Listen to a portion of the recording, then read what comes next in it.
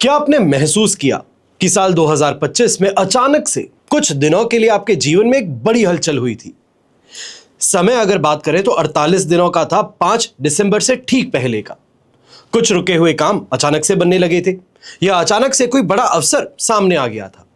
वो महज एक ट्रेलर था। 2025 में देवगुरु बृहस्पति ने सिर्फ कुछ ही दिनों के लिए अपनी उच्च राशि कर्क में प्रवेश किया था और फिर वापस मिथुन राशि में प्रवेश कर गए थे। लेकिन असली पिक्चर अब शुरू होने वाली है।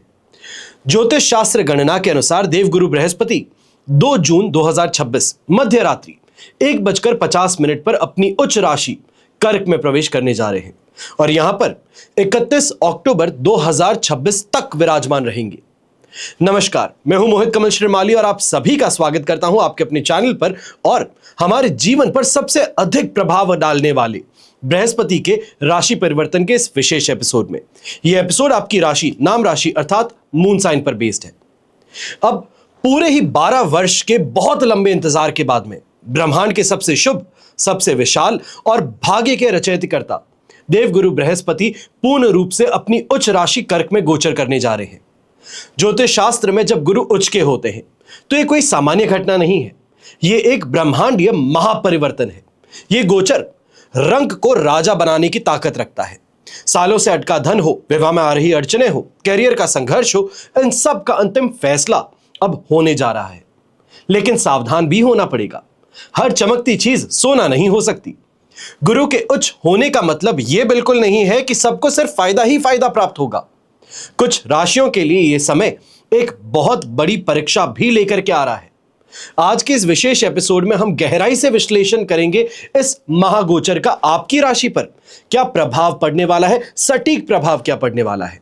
हम डिकोड करेंगे देवगुरु की उन 3 चमत्कारी दृष्टियों को, जिनकी दृष्टिफल आपके जीवन के जिस भाव पर रातों रात एक्टिवेशन का काम करेंगी।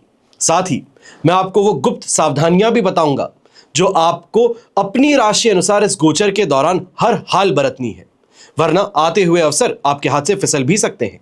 और हां, सबसे महत्वपूर्ण बात, वीडियो के बिल्कुल अंत में जब आप जाएंगे, मैं आपके लिए एक ऐसा अचूक और सिद्ध उपाय लेकर के आया हूं जिसे अगर आपने सही तरीके से कर लिया तो इस उच्च गोचर का 100% शुभ फल सिर्फ और सिर्फ आपको प्राप्त होगा।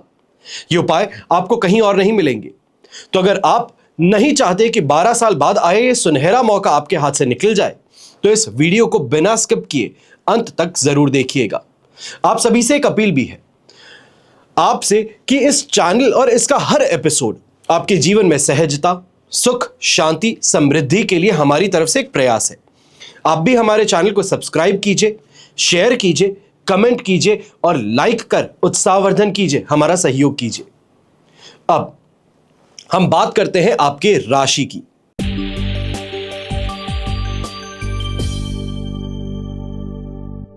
अब हम विश्लेषण करने जा रहे हैं कन्या राशि का। जैसे कि आप मेरे साइड में कुंडली देख सकते हैं, 11th हाउस यानी कि एकादश भाव में उच्च के होकर बृहस्पति विराजमान है। आर्थिक रूप से आपके जीवन का सबसे सुनहरा समय शुरू होने ही वाला है। कुंडली का एकादश भाव जो है, आपके इनकम को, आपके प्रॉफिट्स को, बड़े भाई बहनों के साथ में रिश्तों को, समस्त इच्छाओं को रिप्रेजेंट करने का काम करते हैं। यहां बैठ करके देवगुरु बृहस्पति आपकी आमदनी के सोर्सेस को, स्रोत को बढ़ाने का काम करेंगे। आपके पास धन का आगमन होना, लगातार बने रहना, यह देखने को मिल सकता है।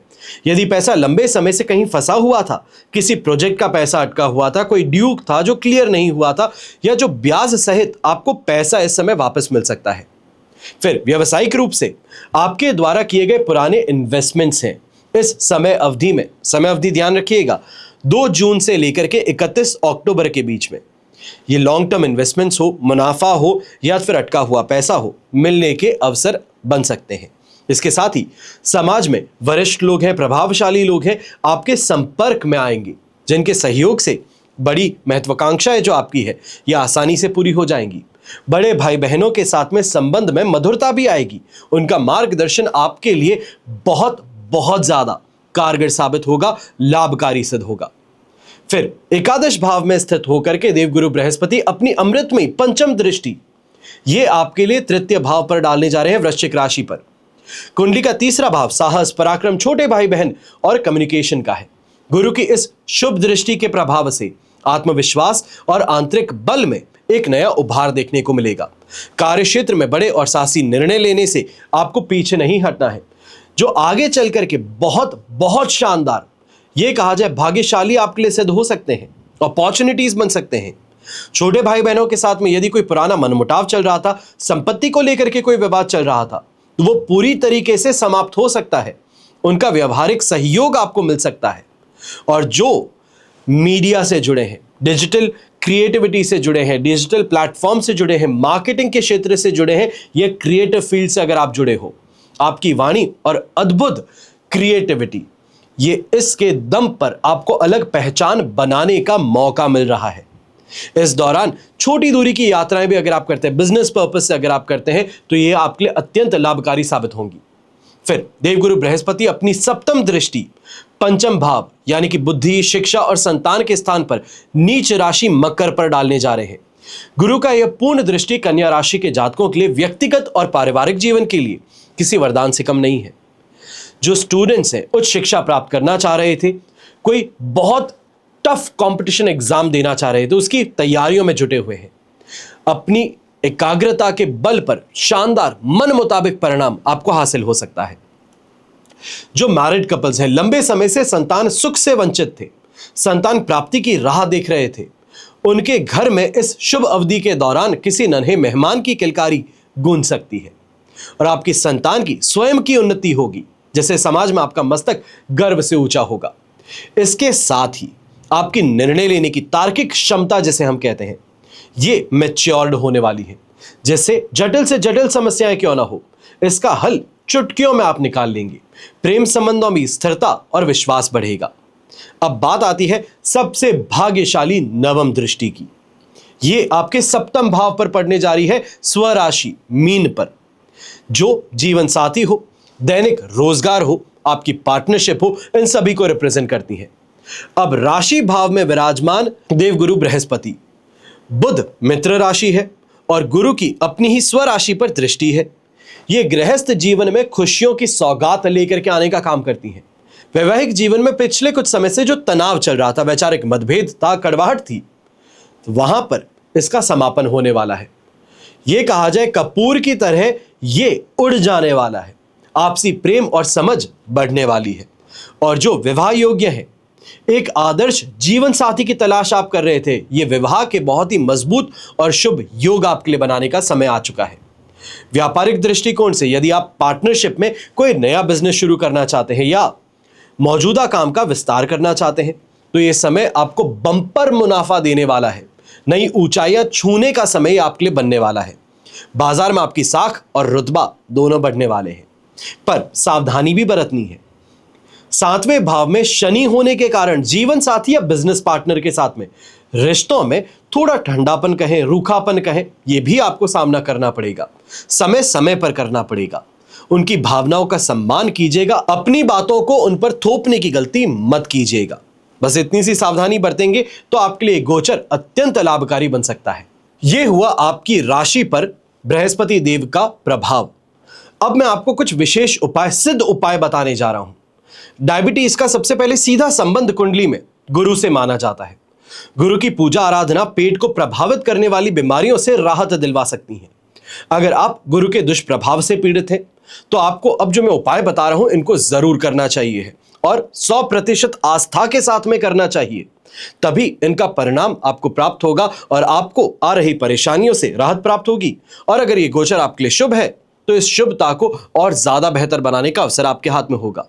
सबसे पहला उपाय, विष्णु प्रतिमा घर की पूजा में स्थापित करना और हर रोज उसका अभिषेक करना।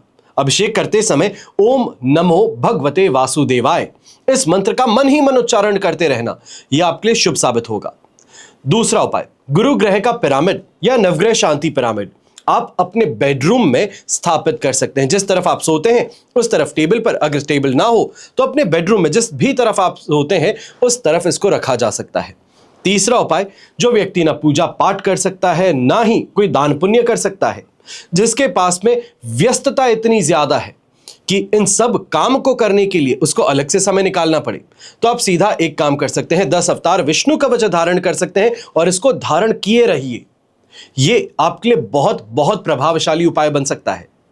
चौथा उपाय, गुरुवार के दिन गुड़, केला, चने की दाल या पीली वस्तुएं, इनमें से किसी भी चीज का आप दान कर सकते हैं। पांचवा उपाय, पुरुष सूक्त या विष्णु सहस्त्र नाम का पाठ करना, ये आपके लिए सबसे ज्यादा शुभ बन सकता है। और वहीं मन ही मन, जब हो सके, जितना हो सके, इसमें कोई भी पाबंदी नहीं है कि आपको 108 बार करना है, कि 1 माला करनी है, 11 माला करनी है। आपको मन ही मन जितनी बार संभव हो सके ओम ब्रह्म बृहस्पतिये नमः, यानी कि बृहस्पति का एकाक्षरी बीज मंत्र जो है, इसका उच्चारण करना चाहिए है, जाप करना चाहिए है। यह आपके लिए अत्यंत लाभकारी साबित हो सकता है। तो आज के एपिसोड में बस इतना ही, और साथ ही आप सभी को विनती की है कि इस चैनल को सब्सक्राइब कीजिएगा, शेयर कीजिएगा, लाइक कीजिएगा और कमेंट कीजिएगा ओम नमो भगवते वासुदेवाय। इसी के साथ मैं आप सभी से अभी के लिए आज्ञा लेता हूं। आप सभी के लिए हमेशा यही प्रार्थना करूंगा और हमेशा करता रहूंगा कि आपका और हमारा परिवार सदैव सुखी रहे, संपन्न रहे, सुरक्षित रहे और स्वस्थ रहे। घर परिवार में बड़े बुजुर्गों का साथ और आशीर्वाद हमेशा हमारे साथ में बना रहे। जय श्री राम एवं जय हिंद।